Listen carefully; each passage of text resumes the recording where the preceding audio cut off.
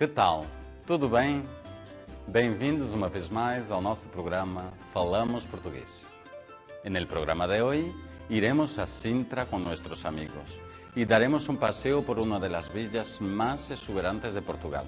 Como veréis, Sintra es un lugar único y digno de ser visitado. Además de eso, y como siempre, repasaremos algunas estructuras lingüísticas utilizadas por nuestros amigos, tales como las construcciones activas y pasivas. A 28 km a norte de Lisboa, na zona litoral, situa-se a deslumbrante Serra de Sintra.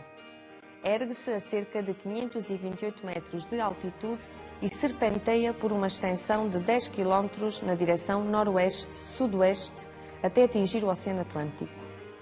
No sopé desta montanha, abrigada pela sua encosta, aninha-se uma formosa vila, habitada desde tempos remotos por inúmeros e diferentes povos, a Vila de Sintra.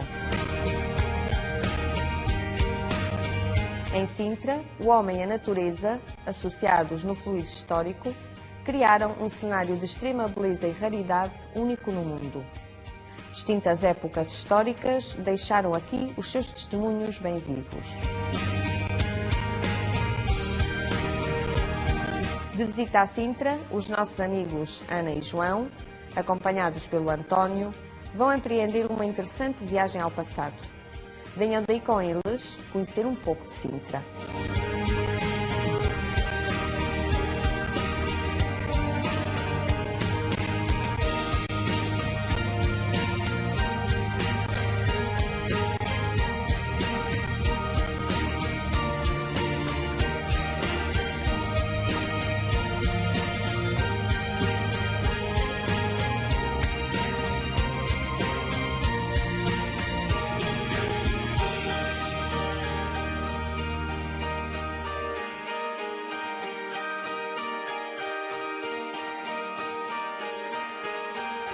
Olha ali no cimo da serra, lá no alto. Aquilo ali é o Castelo dos Mouros. Uau, fabuloso. Que cenário deslumbrante. Parece que saiu de um conto de fadas, não é? Tem assim o seu quê de mágico. Olha, e faz lembrar aquelas lendas medievais das Moras Encantadas. Ah, mas se achas mágico, espera até chegares lá em cima. Quando vires a vista, a profundidade da serra e ao fundo do mar. Olha, António, e o outro palácio de que nos falaste? Um que também fica no alto de uma colina e disseste que também íamos visitar. Qual, o da Pena ou de Setiais? Não sei, fica no alto de uma colina. Ah, o Palácio da Pena. Esse fica num outro cume, ligeiramente mais acima. Mas não conseguimos vê-lo daqui. Já o vamos ver quando passarmos por Setiais. Tu sabes a que altitude é que fica o palácio? Claro, fica a 500 metros de altitude. Olha, e a distância? Fica mais ou menos a que distância daqui? Bom, se não estou em erro, fica a 4,5 km daqui do centro histórico. Então, nesse caso, até podíamos ir a pé, não? Quanto tempo se demora a chegar lá acima? Bem, a pé, sempre a andar, leva cerca de meia hora. Talvez um pouco mais, mas tens que ver que o caminho é muito íngreme até lá acima. Convém parar de vez em quando, é um bocadinho cansativo. E eu hoje, tal como tínhamos combinado, queria mostrar-vos a Quinta da Regaleira e o Palácio de Setiais. Tens razão, é melhor aproveitarmos bem o tempo. Aliás, vocês hoje ficam a conhecer o caminho, podem voltar cá quando quiserem. Apanham o comboio em Entre Campos, demoram mais ou menos 45 minutos. E tu achas que vale mesmo a pena fazer o percurso a pé? Oh, João, vale a pena. Mas, claro, então repara, vale a pena pelo contacto com a natureza. Além disso, vão-se vendo mansões, fontes... Pronto, ficas a conhecer mais de perto a paisagem cultural de Sintra. Pois é, Sintra foi classificada pela Unesco como Património Mundial, não pois foi. E até foi, se não me engano, até foi sob essa designação, Paisagem Cultural de Sintra, que foi inscrita. Foi. Aliás, hoje, ao fim do dia, vocês vão perceber bem porquê. Quando estivermos lá em cima, vão ver na encosta vários edifícios antigos espalhados no meio do arvoredo. Mas de quê? Palacetes? Palacetes, igrejas, quintas aristocráticas, das mais diversas épocas históricas. É de facto surpreendente. Aqui encontramos uma mistura única de sítios culturais e naturais. Olha, bem dizia o meu pai, não há outro lugar em Portugal como Sintra. Bem, mas está a começar a fazer-se tarde. Temos de começar a nossa visita. Sim. O que é que vamos ver primeiro? Talvez seja melhor começarmos aqui pelo centro histórico, não? Sim, vamos começar aqui pela Vila Velha. Desenvolveu-se muito na Idade Média. Aliás, vocês vão ver bastantes ruas estreitas, construídas em declives, com escadinhas, becos. Marcas da presença muçulmana, não? Parece que sim, afinal os árabes estiveram aqui mais de 4 séculos. Sim, António, e o Castelo dos Mouros? O Castelo dos Mouros foi construído pelos árabes, não foi? Bom, pelo menos foi dominado por eles até... Olha, foi até que Lisboa passou para a mão dos cristãos a meados do século XII. Mas da construção original resta muito pouco. Parece que foi quase totalmente reconstruído no século XIX por Dom Fernando II. Sim, Dom Fernando II. Eu estive a ler sobre isso ontem. Dom Fernando II construiu o Palácio da Pena. Exato. Então o Palácio da Pena foi construído por Dom Fernando II. Eu não sabia. Eu, quando estou com vocês, aprendo sempre imenso. Esse palácio parece que tem imensas cúpulas e minaretes. Faz lembrar a arquitetura islâmica. Sabes porquê, João? É uma construção romântica. Tem assim uma enorme variedade de estilos. Aliás, até tem um torreão que faz lembrar a Idade Média. Eu, pessoalmente, acho que é uma construção exemplar. Tem muitas assimetrias, tem reentrâncias, tem desníveis, eu acho que é exatamente o oposto do Palácio de Setiais.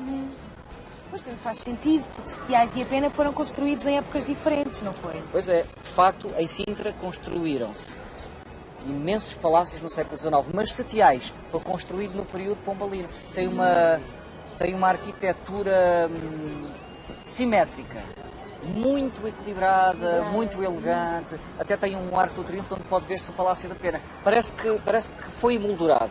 Por isso é que não me espanta nada que nomes como Lord Byron ou Christian Andersen ou até mesmo Richard Strauss ficaram completamente deslumbrados com Sintra. Ou essa de Queiroz também. Sim, sim. Por falar nisso, daqui a pouco vamos passar pelo Lawrence's, aquele hotel que está sempre a ser referido na obra dele. Sim.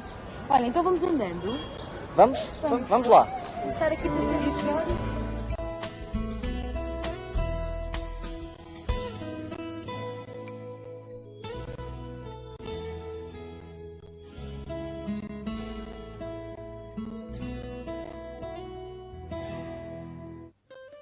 En este programa hemos visto a Ana, João y Antonio dar un paseo por Sintra. Durante el paseo van haciendo comentarios sobre cosas que observan. Esos comentarios son hechos tanto en la voz activa como en la voz pasiva. Con ellos aprenderemos a construir frases activas y frases pasivas.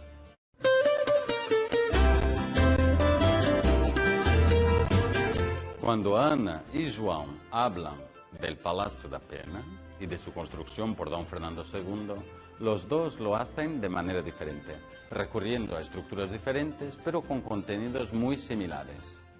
Dom Fernando II construiu o Palácio da Pena. Exato. Então o Palácio da Pena foi construído por Dom Fernando II. Como decíamos, en este caso, Ana y João utilizan dos estructuras muy diferentes, las formas activa y pasiva. Ana estructura su frase utilizando la forma activa y João lo hace con la forma pasiva, aunque ambos acaban transmitiendo la misma idea. Dom Fernando II construiu o Palácio da Pena. Ativa. O Palácio da Pena foi construído por Dom Fernando II. Pasiva. La utilización de una u otra de estas estructuras, activa o pasiva, dependerá del interveniente, de la idea que quiere expresar. Cuando utilizamos la forma activa, Dom Fernando II construiu o Palácio da Pena, el locutor pretende centrar la atención en el sujeto de la acción. En este caso, en lo que hizo Don Fernando II, es decir, en el que él construyó el Palácio da Pena. Si el locutor utiliza la forma pasiva, o Palácio da Pena foi construído por Dom Fernando II, estará centrando la atención de su interlocutor en el objeto de la acción, o sea, en el Palácio da Pena.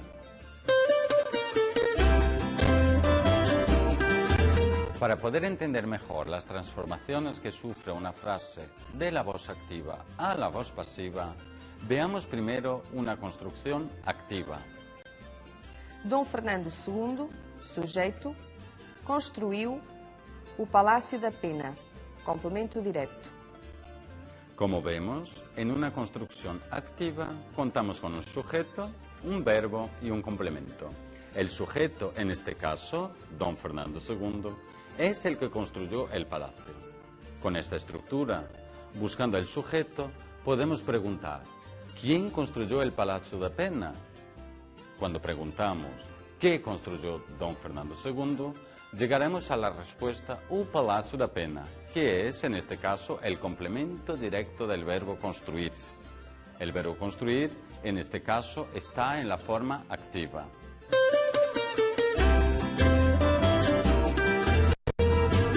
Aprenderemos ahora cómo pasar esta frase de su forma activa a la forma pasiva. Veamos entonces esta misma idea del palacio que construyó don Fernando II expresada por João.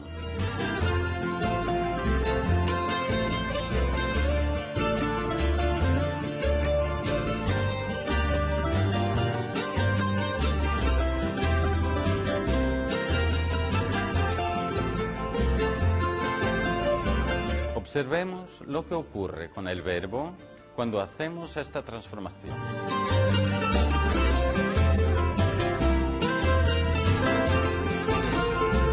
El verbo construir, que está aquí en el pasado, en el pretérito perfecto, construiu, pasa a foi construído, una estructura pasiva que recurre al verbo y al participio pasado del verbo construir. Con este ejemplo, podemos ver que cuando pasamos el verbo de la forma activa a la forma pasiva, usamos el verbo ser en el mismo tiempo que el verbo de la voz activa.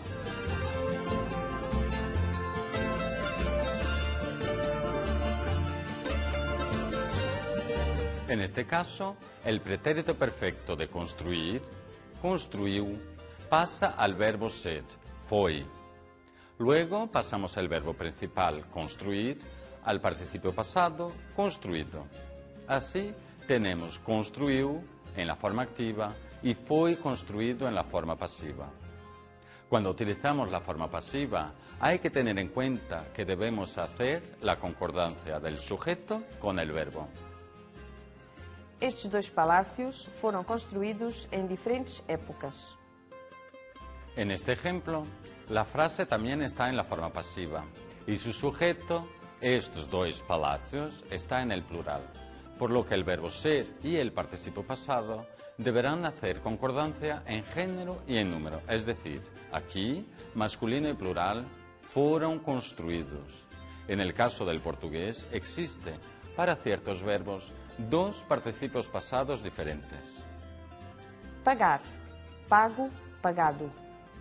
Salvar, salvo, salvado. Entregar, entregue, entregado. Ganhar, ganho, ganhado. Secar, seco, secado. Cuando el verbo tenga, como en estos casos, un participio pasado duplo, utilizaremos siempre en la pasiva el participio pasado irregular, es decir, salvo en vez de salvado y entregue en vez de entregado, por ejemplo. O menino foi salvo pelo bombeiro. A carta foi entregue pelo carteiro. Llamamos la atención aquí para la preposición pelo, que es nada más que la contracción de la preposición por con el artículo definido u. En la frase, o Palácio da Pena foi construído por Dom Fernando II, no usamos pelo, porque Dom Fernando II, al ser un personaje de la historia portuguesa, no lleva artículo antes, por lo que mantenemos por. Pero cuando decimos, o menino foi salvo pelo bombeiro, decimos pelo bombeiro, porque se usa artículo antes de bombeiro, o bombeiro. Diremos entonces pelo bombeiro, en vez de por o bombeiro.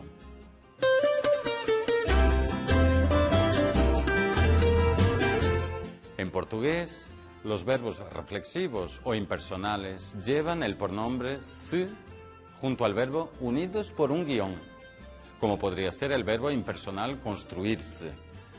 Con estos casos también podemos tener estructuras activas y pasivas. De facto, em Sintra construíram-se imensos palácios no século XIX. Este tipo de estructura, a la que llamamos pasiva refleja, va siempre acompañado del pronombre se. Construíram-se muitos palácios.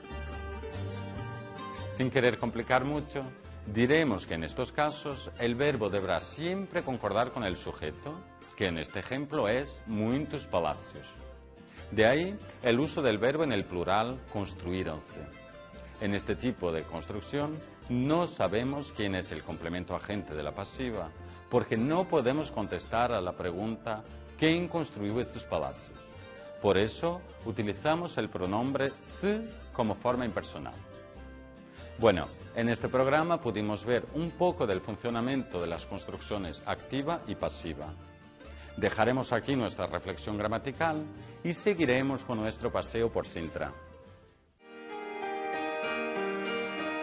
A surpreendente paisagem natural do concelho de Sintra é constituída por diversas zonas de características distintas. A faixa costeira, a zona agrícola e a Serra de Sintra.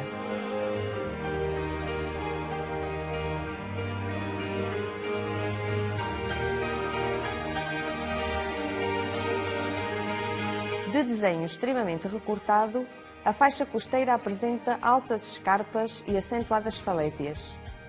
Estas projetam-se no Atlântico até ao Cabo da Roca, o ponto mais ocidental da Europa continental, onde, segundo Camões, a terra acaba e o mar começa.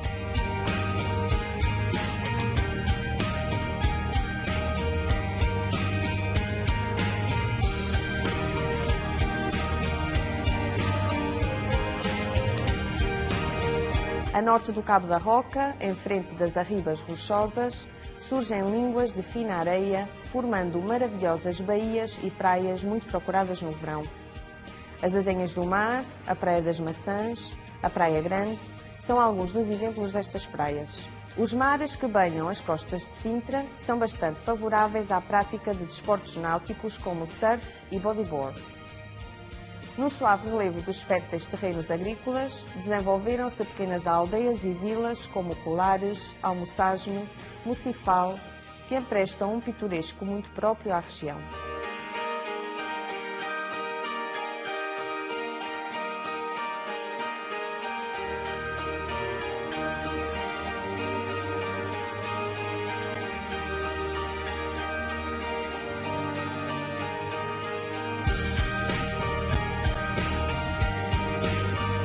Outrora designada Monte da Lua, devido à forte tradição de cultos astrais aí registada, a Serra de Sintra é um local encantador, pleno de atração e de magia.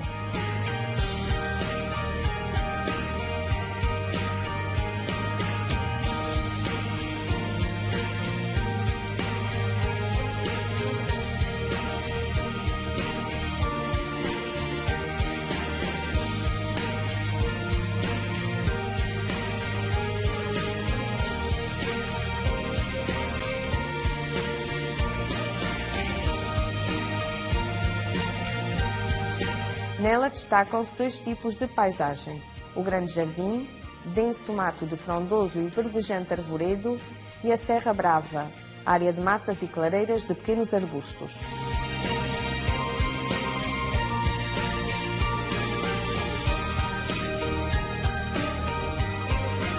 Sintra usufrui de um microclima único no país e na região mediterrânica. É muito apreciada pelas condições climáticas particulares, que se traduzem em verões frescos e aprazíveis e invernos solarengos e doces. As brumas matinais envolvem muitas vezes o cume da serra, conferindo a todo o cenário um maior mistério e encantamento. Este microclima é sem dúvida responsável pela exuberante vegetação que cobre as encostas da serra.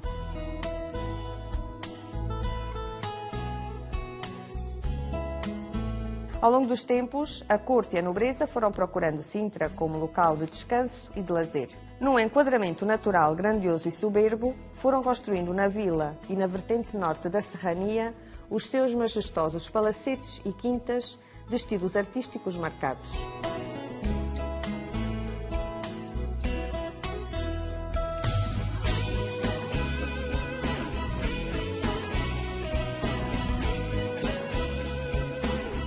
Hoje, Sintra é um local extraordinário de interesse natural e cultural, tendo sido classificada pela Unesco, em 1992, como Paisagem Cultural de Sintra.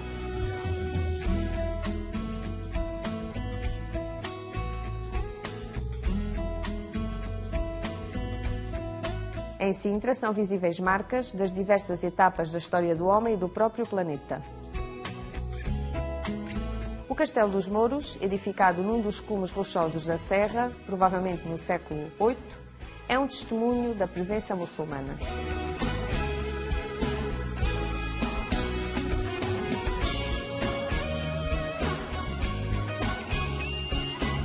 As suas muralhas sinuosas de cintura dupla em que se erguem torreões acompanham o acidentado relevo.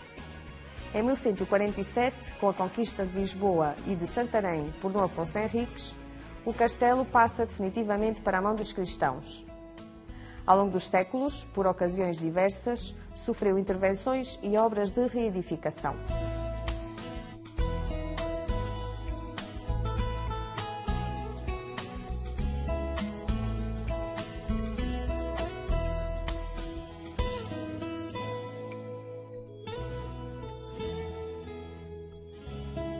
Localizado na Vila Velha, no centro histórico de Sintra, o Paço Real é um notável conjunto arquitetónico.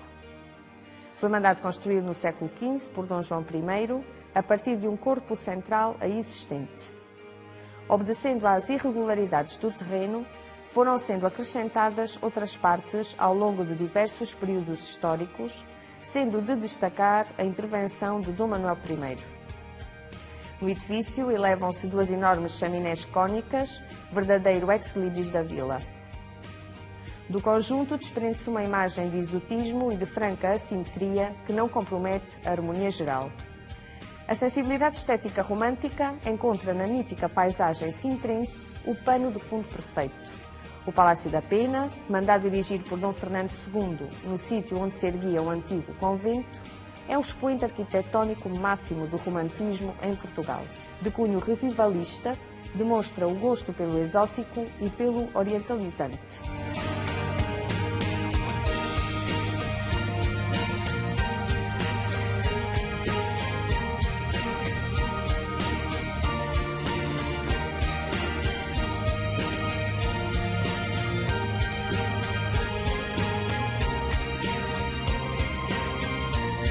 Envolvendo o palácio, o rei projetou o Parque da Pena para simular uma manifestação espontânea e efusiva da natureza.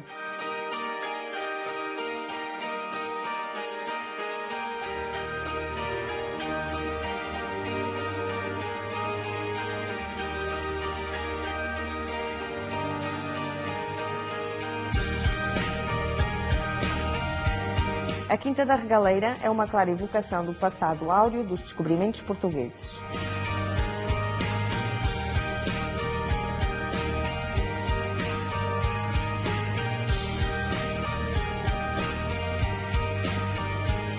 Num estilo predominantemente neomanuelino, apresenta elementos góticos e clássicos. A sua profusão decorativa remete para uma intensa simbologia de caráter esotérico. Nesta quinta foi construído um poço iniciático que se crê ter sido usado em rituais de iniciação maçónicos. Foram inúmeras as figuras históricas que se renderam ao deslumbramento de Sintra. Lord Byron, que aqui viveu em meados do século XIX, chamou-lhe o glorioso Éden. Hans Christian Andersen também aí vislumbrou a sua querida Dinamarca. As indizíveis maravilhas de Sintra impressionam de forma marcante todos os que por aí passam.